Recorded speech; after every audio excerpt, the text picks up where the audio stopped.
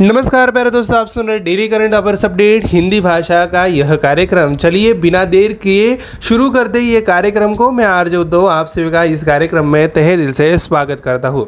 ये अपडेट है 9 अक्टूबर 2022 के लिए और पहली अपडेट है पुस्तक के बारे में। शशि थरूर द्वारा लिखित BR अम्बेडकर की जीवनी अम्बेडकर एलाइव का विमोचन हुआ।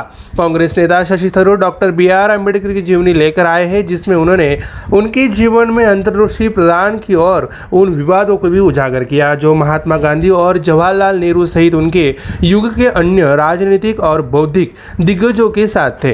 अम्बेडकर एलाइव में थरूर इस सवाल का भी जवाब तलाशेंगे कि क्या अम्बेडकर आधुनिक समय के सबसे महान भारतीय थे। कांग्रेस सांसद ने 14 अप्रैल 1891 को बॉम्बे प्रेसिडेंसी में महारों के एक परिवार में उनके जन्म से लेकर 6 दिसंबर 1956 को दिल्ली में उनकी मृत्यु तक के जीवन के चक्र का पता लगाया था। अगली अपडेट है रैंक और रिपोर्ट के बारे में। हुरून इंडिया 40 यानी 40 and under self made rich list 2022। Zerodha के निखिल कामत शीर्ष स्थान पर। जेरोधा के संस्थापक निखिल कामत ने IIFL wealth Hurun India 40 and under self made rich list 2022 में 17,500 करोड़ रुपए नेट वर्थ के साथ टॉप किया।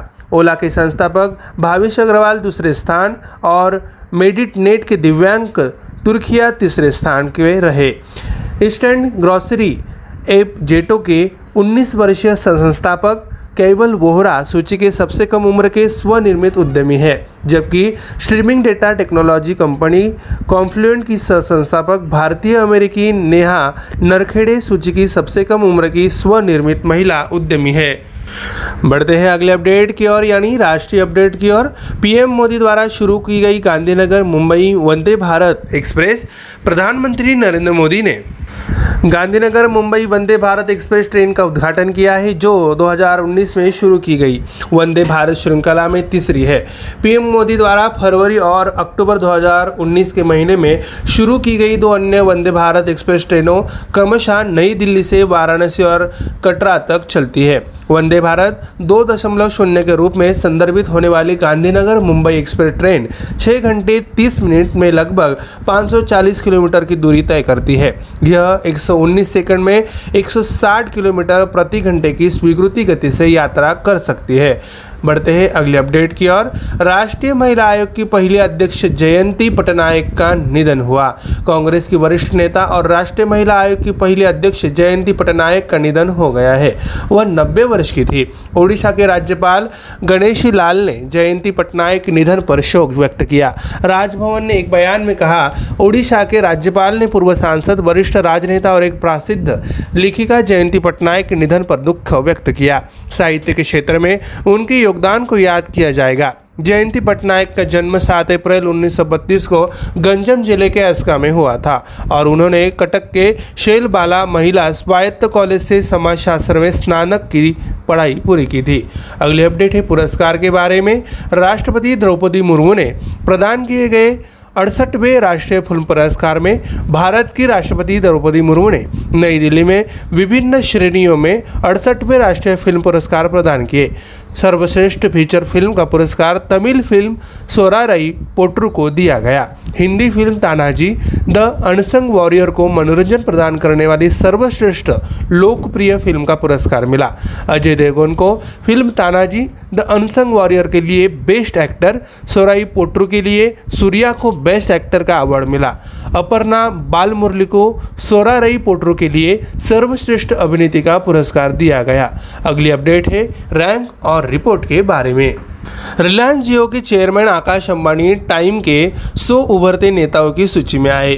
रिलायंस जियो के चेयरमैन आकाश अंबानी को टाइम मैगजीन की टाइम 100 नेक्स्ट लिस्ट में शामिल किया गया है, जो दुनिया भर के उद्योगों को 100 उभरते सितारों को पहचानती है। रिलायंस इंडस्ट्री के चेयरमैन मुकेश अंबानी के 30 वर्षीय बेटे उभरते नेताओं की सूची में एकमात्र भारतीय है। 28 जून को आकाश अंबानी ने रिलायंस जियो के अध्यक्ष के रूप में पदभार संभाला, जो वर्तमान में भारत की सबसे बड़ी दूरसंचार कंपनी है।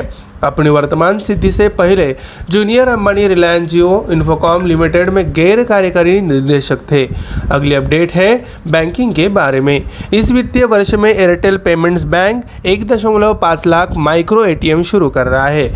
एयरटेल पेमेंट्स बैंक ने अपने ग्राहकों के लिए नकद निकासी सुविधा के लिए टियर 2 शहरों और अर्ध शहरी क्षेत्रों में चरणबद्ध तरीके से 1.5 लाख माइक्रो एटीएम शुरू कर दिया है। बैंक चरणबद्ध तरीके से अधिक बैंकिंग बिंदुओं को कवर करने के लिए धीरे धीरे अपनी सेवा का विस्तार करेगा। इस पहल के माध्यम से उपयोगकर्ताओं को आसान नकद निकासी तक पहुंच प्रदान करने के लिए बैंक पूरे भारत में 5 लाख से अधिक बैंकिंग बिंदुओं के अपने मजबूत नेटवर्क का लाभ उठाएगा। कंपनी की योजना चालू वित्त वर्ष के अंत तक 1.5 लाख माइक्रो एटीएम के रोल आउट को पूरा करने की है। अगली अपडेट है मास्टर कार्ड भारतीय उपभोक्ताओं के लिए कार्बन कैलकुलेटर लॉन्च करेगा।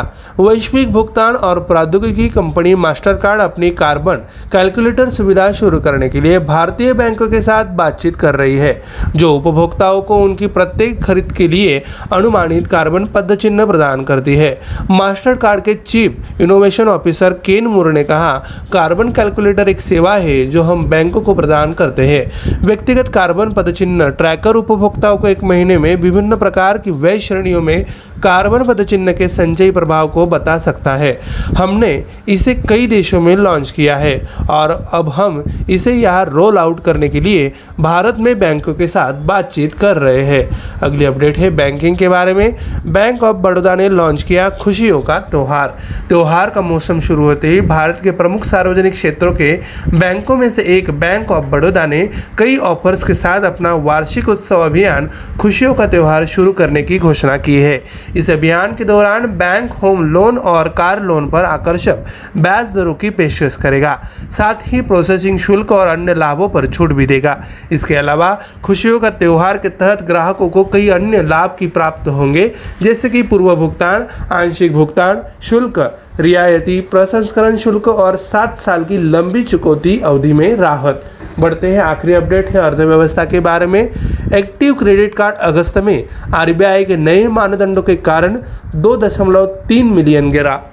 बकाया क्रेडिट कार्ड आधार अगस्त में घटकर 77.99 मिलियन हो गया, जो जुलाई में 80 मिलियन से अधिक था। मुख्य रूप से भारतीय रिजर्व बैंक के नए मानदंडों के कारण, जो 1 वर्ष के लिए निष्क्रिय कार्ड को निष्क्रिय करने की गारंटी देते हैं, जबकि अगस्त के महीने में दर महीने आधार पर नेट कार्ड जोड़ने में 2.8% की गिरावट आई थी। कई महीनों में पहली बार उच्च आधार पर केंद्रीय क्रेडिट कार्ड खर्च में 3% की गिरावट आई। HDFC बैंक और एक्सिस बैंक जैसे प्रमुख जारीकर्ताओं ने अगस्त में अपने नेट क्रेडिट कार्ड में उल्लेखनीय गिरावट देखी है। प्यारे दोस्तों, हमारा daily current affairs update Hindi भाषा का यह कार्यक्रम यहीं पे समाप्त होता है। मैं आरजे उद्धव आप सभी से लेता हूँ इजाज़त। तब तक के लिए ऐसे बने रहिए और सुनते रहिए हमारा प्यारा radio MPSC Guru, spread the knowledge, powered by spectrum academy. धन्यवाद।